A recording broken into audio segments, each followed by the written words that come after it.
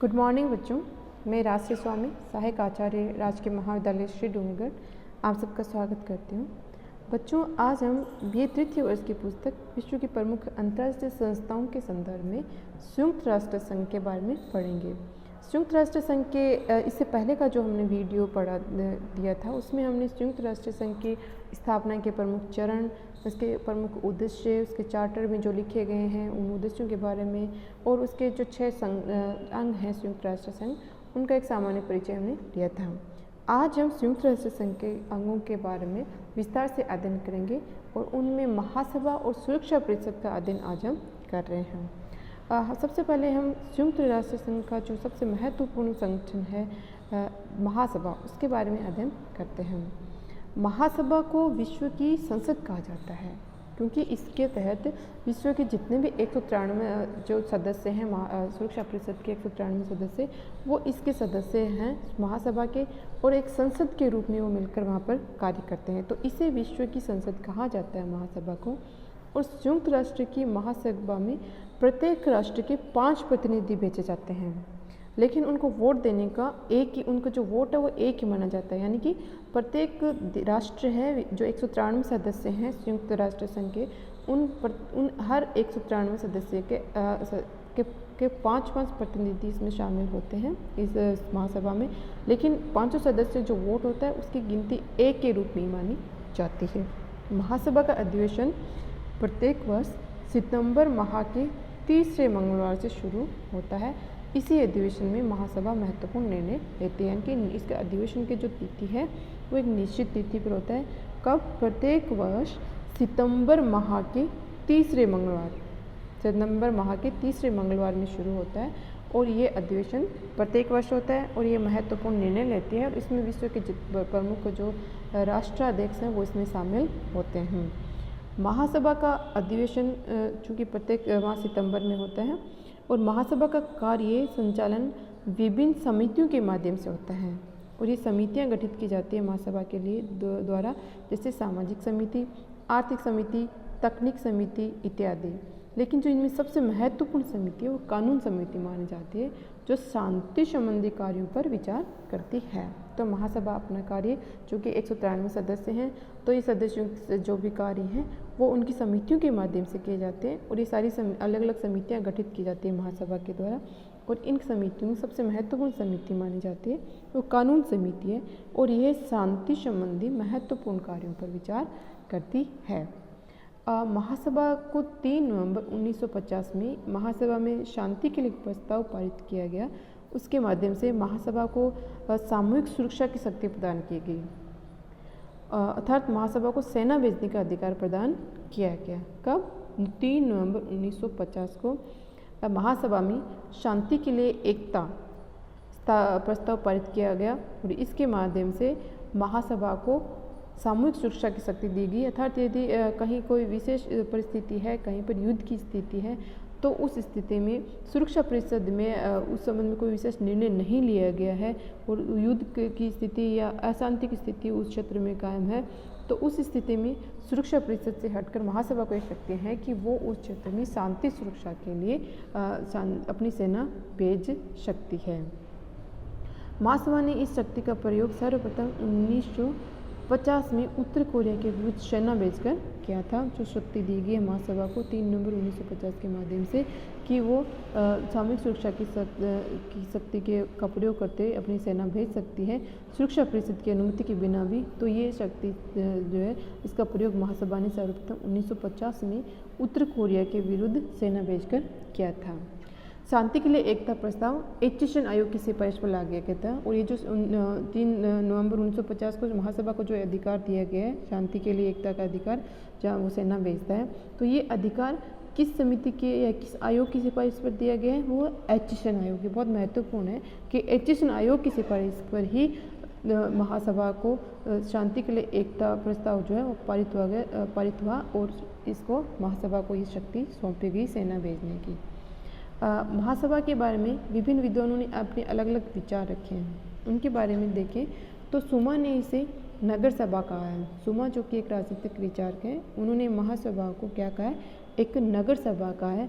विश्व को उन्होंने एक नगर के रूप में माना है और जो महासभा है वो उसकी सभा यानी कि नगर सभा है। कुशमैन ने इसे केंद्रीय नगर कहते हैं, इसे कुशमैन इसे महासभा को केंद्रीय नगर कहते हैं।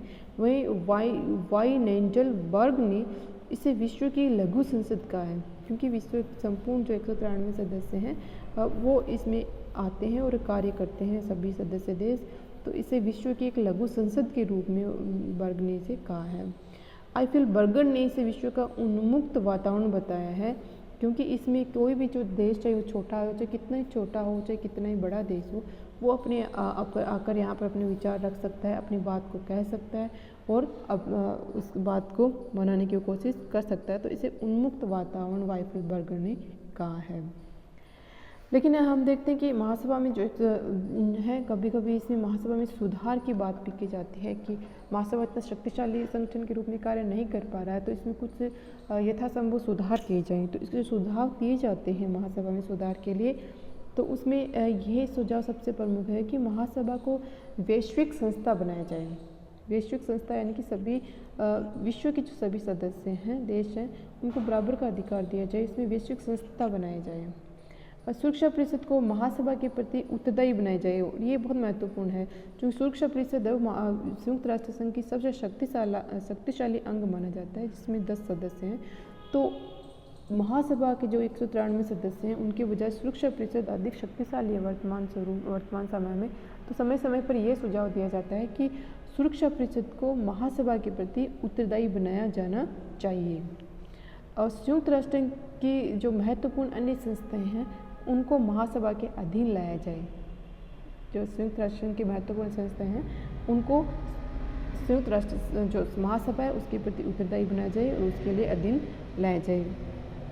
और एक महत्वपूर्ण सुझाव ये भी दिया जाता है कि संयुक्त जो सदस्य राष्ट्र हैं उनको जनसंख्या के आधार पर महासभा में मत देने का अधिकार प्रदान किया जाना चाहिए, क्योंकि वर्तमान समय में ये व्यवस्था है कि प्रत्येक देश से 5 सदस्य महासभा के सदस्य होते हैं और वोट सिर्फ उन 5 सदस्यों का एक वोट प्रत्येक देश का एक वोट माना जाता है। तो ऐसी स्थिति में जो बहुत छोटे देश हैं और बहुत बड़े देश हैं जनसंख्या की दृष्टि से, उनमें कोई अंतर नहीं रह जाता है। तो भारत जैसे जो विकसित विकासशील देश है, इतनी व्यापक जनसंख्या है वहाँ पर, तो वहाँ भी उसका एक ही मत माना जाता है, एक ही वोट माना जाता है। तो ये समय समय पर एक सुझाव दिया जाता है कि महासभा में देश का महत्व है, उसका वजन उसकी जनसंख्या के आधार पर वोट के रूप में परिलक्षित होना चाहिए, यानी कि जनसंख्या के आधार पर मत देने का अधिकार और मतों की संख्या निश्चित की जानी चाहिए। तो ये एक महत्वपूर्ण सुझाव दिया जाता है महासभा के सुधार के संदर्भ में। तो ये हमने पढ़े 4 प्रमुख सुधार के जो सुझाव समय समय पर आते रहते हैं महासभा को अधिक शक्तिशाली बनाने के लिए, और अन्य जो संयुक्त राष्ट्र संघ के जो संगठन है उनको महासभा के प्रति उत्तरदायी बनाने का प्रयास समय समय पर किया जाता है, और इसके लिए कि सुझाव भी समय समय पर प्रचलित होते हैं। अब हम पढ़ रहे हैं सुरक्षा परिषद के बारे में। महासभा के के अलावा जो दूसरी जो प्रमुख अंग हैं सुरक्षा परिषद का, जो बहुत महत्वपूर्ण और या यूँ कहें कि सर्वाधिक महत्वपूर्ण अंग है सुरक्षा परिषद संयुक्त राष्ट्र संघ का। सुरक्षा परिषद जो है कहें तो यूएनओ की कार्यपालिका है, यूएनओ की कार्यपालिका मानी जाती है। महासभा उसकी संसद के रूप में मानी जाती है, तो सुरक्षा परिषद संयुक्त राष्ट्र संघ की कार्यपालिका के रूप में मानी जाती है, क्योंकि यही जो है कार्यों का क्रियान्वयन करने का प्रमुख दायित्व सुरक्षा परिषद पर ही रहता है। उस सुरक्षा परिषद के गठन की बात, संगठन की बात हम देखें तो इसमें कुल पहले जो है 1965 से पहले कुल 11 सदस्य थे, लेकिन 1965 में इसमें 15 सदस्य हैं, यानी कि इसमें 4 सदस्य और जोड़ दिए गए हैं 11 सदस्यों में। तो अब इसके सदस्य हो गए 15। इन 15 सदस्यों में 5 जो है स्थायी सदस्य और 10 अस्थायी सदस्य हैं। 5 सुरक्षा परिषद के स्थायी सदस्य हैं और 10 जो है अस्थायी सदस्य हैं, अर्थात 5 सदस्य तो हमेशा ही रहते हैं जो स्थायी सदस्य हैं सुरक्षा परिषद के। इसके अलावा 10 जो अस्थायी सदस्य हैं वो समय समय पर उनमें बदलाव होता रहता है, उनका समय समय पर चुनाव होता है, तो उनके माध्यम से इन सदस्यों का चुनाव होता है। जबकि जो 5 सदस्य हैं वो स्थायी रूप से सुरक्षा परिषद के स्थायी सदस्य माने जाते हैं, और उनको 5 सदस्यों को डबल वीटो का अधिकार, जब हमने पिछले वीडियो में डबल वीटो के बारे में पढ़ा था, तो डबल वीटो का अधिकार इन 5 जो स्थायी सदस्य हैं सुरक्षा परिषद के उनको दिया गया है। अब सुरक्षा परिषद के जो 5 स्थायी सदस्य हैं उनके बारे में हम देखें तो वो है अमेरिका, ब्रिटेन, फ्रांस, चीन और रूस। कौन कौन है? अमेरिका, ब्रिटेन, फ्रांस, चीन और रूस। और इन 5 सदस्यों के को ही वीटो का अधिकार है और ये सुरक्षा परिषद में सबसे शक्तिशाली सदस्य के रूप में कार्य करते हैं। और किसी भी विषय पर, किसी भी जो महत्वपूर्ण अंतर्राष्ट्रीय विषय सुरक्षा परिषद में रखा जाता है उनके ऊपर वीटो शक्ति का प्रयोग करते हुए उनको रोक सकते हैं और उस पर निर्णय लेने से वो उस पर रुकावट डाल सकते हैं। तो ये वीटो का अधिकार इन 5 स्थायी सदस्यों को प्राप्त है। भारत हमेशा कोशिश में रहता है कि भारत को भी उनकी जनसंख्या की दृष्टि से, आर्थिक दृष्टि से और क्षेत्रफल की दृष्टि से विश्व का विशालतम देश है, तो उसको भी सुरक्षा परिषद में स्थायी सदस्य के रूप में स्थान दिया जाना चाहिए। लेकिन ये अभी तक संभव नहीं हो पाया है क्योंकि चीन इसके पक्ष में अभी नहीं माना जाता है। अभी वर्तमान में सिर्फ 5 स्थायी सदस्य हैं सुरक्षा परिषद के। तो 5 स्थायी सदस्यों में से हम देखें, इसके अलावा जो है वो 10 अस्थायी सदस्य हैं और इन अस्थायी सदस्यों का निर्वाचन अलग अलग क्षेत्रों से होता है और इनका निर्धारण है, निश्चित निर्धारण किया हुआ रहता है कि कहाँ से किन जो अस्थायी सदस्य हैं उनका कहाँ से चुनाव किया जाएगा। तो इनमें एक निश्चित रेशियो है। तो 5 जो स्थायी सदस्य हैं वो दक्षिण अफ्रीका महाद्वीप से, एशिया और अफ्रीका महाद्वीप से चुने जाते हैं। ठीक है, 10 में से जो 10 अस्थायी सदस्य हैं उन 10 में से 5 सदस्य एशिया अफ्रीका महाद्वीप से चुने जाते हैं, 2 सदस्य लैटिन अमेरिकी महाद्वीप से चुने जाते हैं, 2 सदस्य पश्चिम यूरोपीय महाद्वीप से और 1 सदस्य पूर्व यूरोप से। इस तरह से कुल ये 10 सदस्य होते हैं। 5 एशिया अफ्रीका महाद्वीप से, 2 लैटिन अमेरिकी महाद्वीप से, 2 पश्चिम यूरोपीय महाद्वीप से और 1 पूर्व यूरोप से। इस तरह से 5 स्थायी सदस्यों के अलावा 10 अस्थायी सदस्यों का चुनाव किया जाता है। सुरक्षा परिषद मुख्यतः जो कार्य करता है वो शांति स्थापना के लिए एक प्रमुख कार्य है और शांति स्थापना के लिए 3 प्रकार की कार्रवाई वो करता है, जिनको अलग अलग नाम से संबोधित किया जाता है। सबसे पहले हम देखें तो वो है यूएन पीस मेकिंग।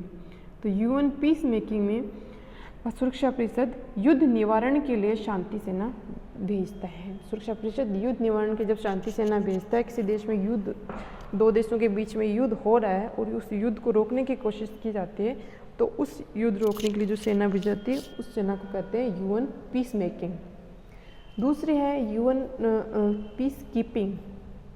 इसमें किसी देश में जब गृह युद्ध हो तो उसके निदान के लिए शांति सेना भेजी जाती है, जैसे कांगो, नाइजर, सूडान, इथोपिया आदि। तो इन देशों में जो सेनाएं भेजती है जो आपस में किसी देश के अंदर गृह युद्ध की स्थिति हो रही है, तो उस गृह युद्ध को रोकने के लिए जब यूएन शांति सेना भेजता है तो उस शांति सेना को बोलते हैं UN peacekeeping. Peacemaking में युद्ध को रोकने के लिए भेजता है, जो 2 देशों के बीच में होने की होता है। और यूएन पीस कीपिंग वह है जो किसी देश में हो रहे गृह युद्ध को रोकने के लिए शांति सेना भेजी जाती है। जैसे कि हम देखते हैं कि कुछ अफ्रीकी देश जैसे नाइजर, कांगो, सूडान, इथोपिया, वहाँ पर प्राय धर्म के आधार पर या छोटे छोटे जो जातीय गुट हैं उनके में गृह युद्ध होता रहता है, तो उनको रोकने के लिए शांति सेना भेजी जाती है। और इस मिशन में इस मिशन के तहत कई बार भारतीय सेना भी वहाँ यूएन के माध्यम से पीस कीपिंग के लिए जाती है। तीसरा होता है यूएन पीस बिल्डिंग। इसमें वार्ता व शांति दूत के माध्यम से समस्या का समाधान करने का प्रयास किया जाता है। ठीक है, तीसरा जो कहलाता है वह पीस बिल्डिंग। और यूएन पीस बिल्डिंग के तहत जो शांति दूत है उनके माध्यम से समस्या का समाधान करने का प्रयास किया जाता है। और इसे दिसंबर 2005 में यूएन पीस बिल्डिंग कमीशन स्थापित किया गया था। कब स्थापित किया गया था? यूएन पीस कीपिंग दिसंबर 2005 में यूएन पीस बिल्डिंग कमीशन स्थापित किया गया था, जो कि शांति किसी भी देश में जब संघर्ष की स्थिति होती है तो युद्ध तक स्तर न पहुँचे, इसके लिए वार्ता एवं शांति दूत के माध्यम से विवादों को निपटाने का प्रयास किया जाता है। तो ये होता है यूएन पीस बिल्डिंग। अब हम देखें तो सुरक्षा परिषद में भारत अपना महत्वपूर्ण योगदान दिया है। भारत अब तक 7 बार यूएन सुरक्षा परिषद का अस्थायी सदस्य रह चुका है। कितनी बार? स्थायी सदस्य न रहकर अस्थायी सदस्य रह चुका है 7 बार। जब से संयुक्त राष्ट्र संघ का निर्माण हुआ है तब से आज तक भारत सुरक्षा परिषद का अस्थायी सदस्य 7 बार रह चुका है। उन 7 बार में 1951 में पहली बार चुना गया था और फिर आखिरी बार यानी 7वीं बार 2011-12 में यह इसका 7वीं बार रहा है। तो ये बहुत महत्वपूर्ण है, कई बार प्रतियोगिता परीक्षा में पूछा भी जाता है। तो अस्थायी सदस्य, चूँकि 10 अस्थायी सदस्य हैं यूएनओ की सुरक्षा परिषद में, उन 10 अस्थायी सदस्यों में भारत 7 बार अपने यूएनओ की सुरक्षा का सदस्य रह चुका है और 1951 में पहली बार बना था और 2011-12 में वो 7वीं बार बना था। यूएनओ सुरक्षा परिषद में सुधार के लिए जो सुझाव हैं और उसके लिए कई आयोग बने हैं। उनमें प्रमुख आयोग हैं कार्लसन आयोग, इस्माइल आयोग, कोफी अन्नान समिति आदि। कोफी अन्नान समिति सबसे अधिक महत्वपूर्ण समिति मानी जाती है, जिन्होंने यूएनओ में सुरक्षा परिषद के सुधार हेतु 2 मॉडल प्रस्तुत किए थे और ये दोनों ही मॉडलों में सदस्य संख्या को बढ़ाकर 24 करने पर बल दिया गया था कि जो सदस्य संख्या है सुरक्षा परिषद की, उनके सदस्यों की संख्या को बढ़ाकर 24 किया जाए। तो ये सबसे महत्वपूर्ण सुझाव माना जाता है सुरक्षा परिषद के सुधार के संबंध में कोफी अन्नान समिति, ताकि इसकी सदस्यों की संख्या बढ़ाई जाए, स्थायी और अस्थायी दोनों सदस्यों की संख्या बढ़ाई जाए और वो कुल बढ़ाकर 24 कर दी जाए। इस प्रकार सुरक्षा परिषद हेतु जो सुझाव दिए गए थे, जो समितियां बनी थी, आयोग बने थे, उनमें मुख्य सुझाव तो यही हैं कि सुरक्षा परिषद की बैठकें निश्चित होनी चाहिए। सामान्यतः देखा जाता है कि सुरक्षा परिषद की बैठकें निश्चित समय पर और नहीं की जाती है। राष्ट्र जो है अपनी सुविधा अनुसार बैठकों का आयोजन करते हैं। तो ये कि जिस प्रकार महासभा के लिए सितंबर माह में हर वर्ष बैठक एक निश्चित रूप से आयोजित की जाती है, उसी प्रकार सुरक्षा परिषद के लिए भी ये व्यवस्था की जानी चाहिए कि निश्चित समय पर उनकी बैठकें आयोजित की जाए। यदि कोई सदस्य वीटो का पावर का प्रयोग करता है तो उसे लिखित कारण बताना चाहिए। सामान्यतः कोई भी देश है वो अपनी हित के अनुरूप वीटो की शक्ति का प्रयोग कर देता है, तो यहाँ सुझाव दिया जाता है कि कोई वीटो शक्ति का प्रयोग क्यों किया किस देश ने, तो इसका उसे लिखित कारण बताना चाहिए, एक महत्वपूर्ण सुझाव है। इसके अलावा सुरक्षा परिषद में जो सदस्य हैं 5 स्थायी और 10 अस्थायी हैं, उन सदस्यों की संख्या में बढ़ावा दिया जाना चाहिए, उनका विस्तार किया जाना चाहिए और विश्व के जो और देश हैं उनको भी स्थायी सदस्यों और अस्थायी सदस्यों में शामिल उनको किया जाना चाहिए। इस तरह से सुरक्षा परिषद के सुधार में कुछ महत्वपूर्ण सुझाव दिए जाते हैं। आज के वीडियो में इतना ही। अगले वीडियो में हम सुरक्षा परिषद के अन्य अंगों के बारे में चर्चा करेंगे। धन्यवाद।